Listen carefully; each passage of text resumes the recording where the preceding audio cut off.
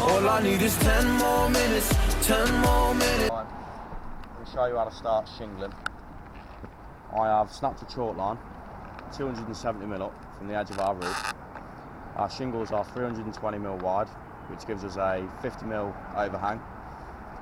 We've used a chalk line as the straightest thing you can get. So we've got 270, giving us a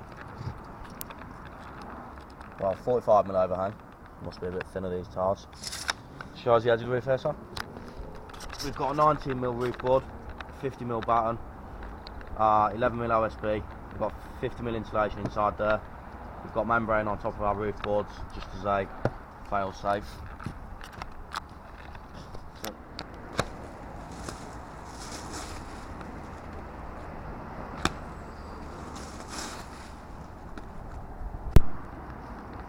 Your first line after you've done your upside down line.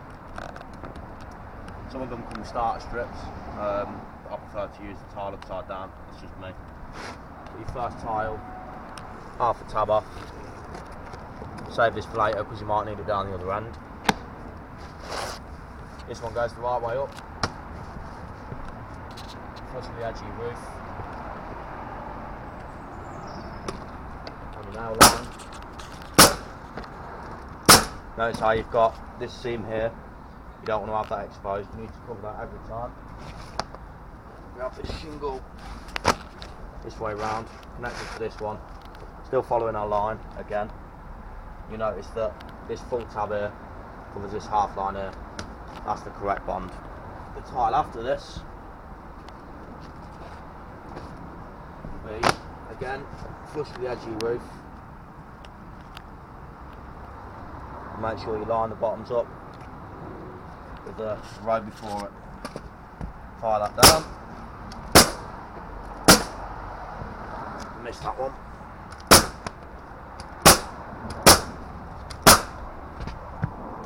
And then just carry yourself the whole way along. I'll leave my cut until last. And then we'll run it in.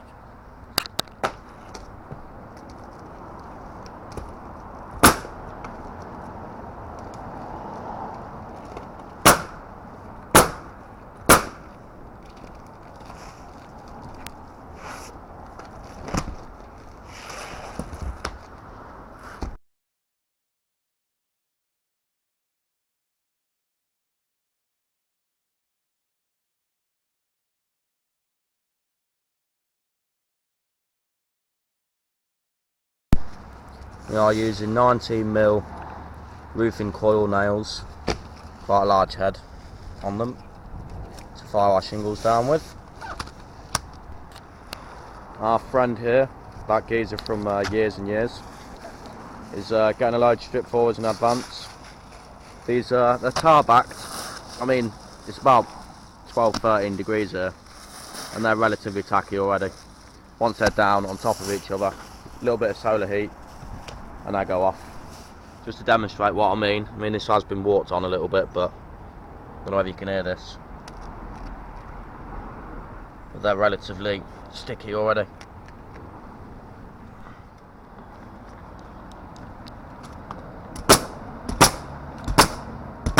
You alright? Oh yeah.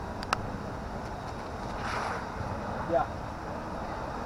Tea? Yes please, yeah, I'll be lovely. One sugar if that's alright. Yeah, one sugar. Thank you. Good timing that.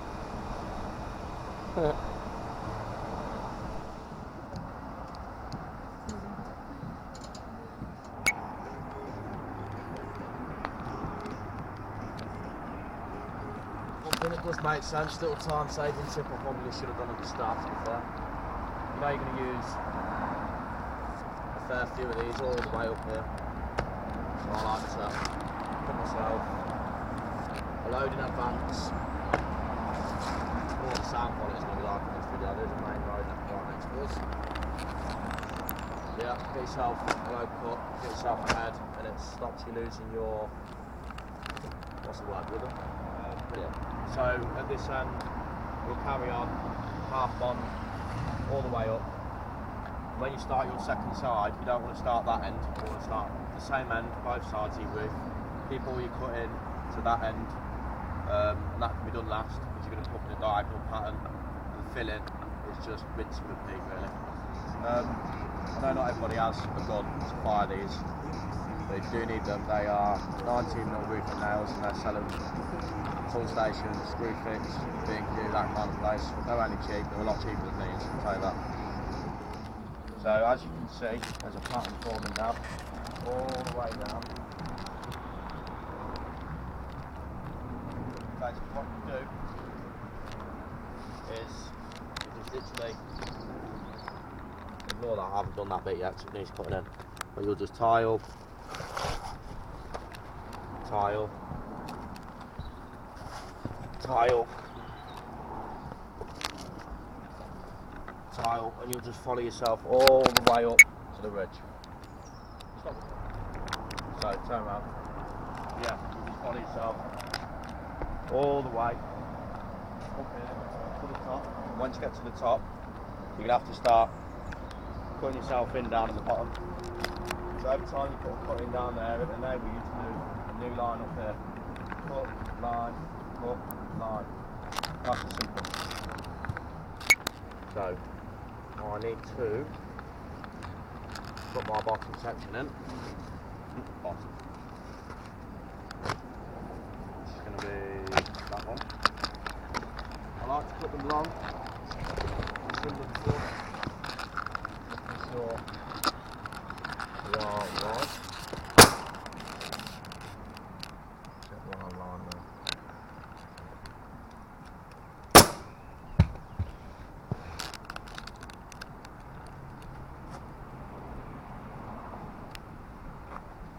There we go.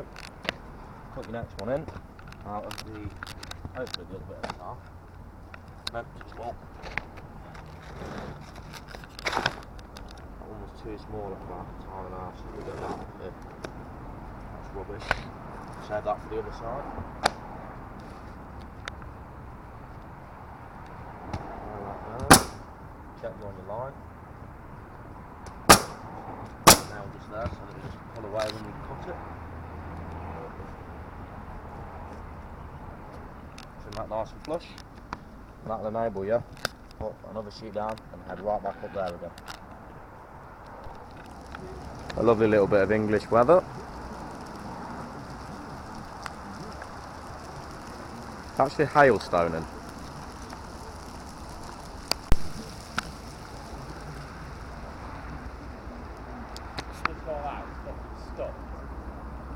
And we can continue. Right, so how to know when to stop and wait for the last line. We've got a ridge tile pack here, same colour, and you split them into three. There's many ways of doing it. I prefer to just fold it, pull. That produces ridge tiles. Now these are 330, 335. So I'll go 167 for my ridge, which is say 167. I know that as long as my last line is within that here and my ridge tile goes over, it's covered. We are well within. It did need that last line. We're well within. When my ridge tile goes over here, we're all good. Ridge tiles, pretty simple.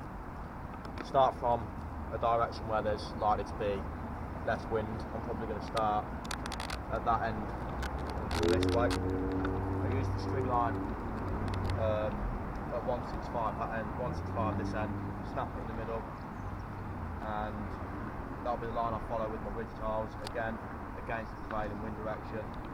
So when we come this way, I'll start that end, I will overlap them just like that. I'll leave a 2-inch rough overlap there. I've got further, so and start coming this way. They are self-adhesive backed. Bit of a nightmare to build. Here's a way. And yeah, I like to lay them out in the sun for a good 5 minutes, get them nice and warmed up. Then I'll literally fix here and here, so that when I put my next tile on, it's covered. Obviously this end here is going to have the nail showing, but once we put the fascia board on and the trap plate on top of that, that will cover the nails that you'll see. One thing I will say as a safety tip is make sure you wear gloves when you're doing shingles, because they can be quite sharp, as you can tell. They cut your fingers open. You're going to have to call me an ambulance, so. You are an ambulance. These are all your offcuts from this side. You'll notice that they're pretty much not far off the same size as them. Providing you start at the same side that you started with. I do it because I like symmetry. A lot of people probably don't.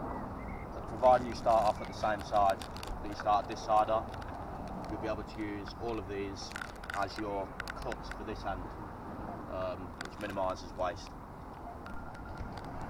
Right, that is this side finished. We've nailed quite close to the ridge there. We've got our offcuts from this side. Remember to use these, because once we come along there, all the offcuts will get used there, and they are the opposite of the ones we use down here. Let's get started. The lesson to learn is once you finish this side, you know exactly how many half tab cuts you need for the other side. On here we've got 1, 2, 3, 4, 5, 6, 7, 9, 10, 11. I'm going to put 10 just in case I don't come over the overhang here. That will also help with waste. Right, some ridge tiles. We've had them turned over. They were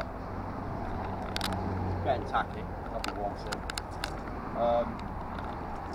Half the ridge tile is 167, so I'm going to find the centre of your roof.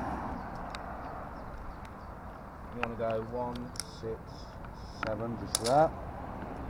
Little mark. Chalk your line down there with a chalk line. About 4 or 5 quid for the screw fix. And then start laying. As this is the front side and the side you all see, the chalk in that chalk line doesn't necessarily wash off instantly, so make sure you chalk the side you're not going to see. Now your line is chalked. I don't know whether you can see that or not. Yeah, you can just about. You lay all of your ridge tiles to that line, and you start at the end where there's going to be less chance of wind coming in. Right, so first one to the line, nailed here and here. Next one, again 50mm 2-inch overlap. Depends whether you're imperial or metric. Nail there, nail there. Next one, same again. What I like to do is, if it's warm, to help them stick, I'll do my first 3 or 4, and I'll turn around so my knees are on each ridge tile as I go along, and I'll shuffle.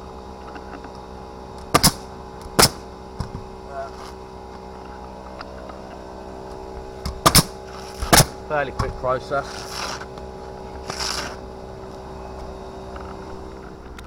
So the last tile, obviously, you can't finish it like that. They don't look nice. So what I do is I cut it, pull it apart, cut end towards here, 50mm overlap, nail it in. Got a fascia coming on here with a trap plate coming on top of that, which will hide this nail and this nail. And one more thing, make sure you cut your nipples off. Otherwise, when you go to put your fascia on, it'll just push his felt up.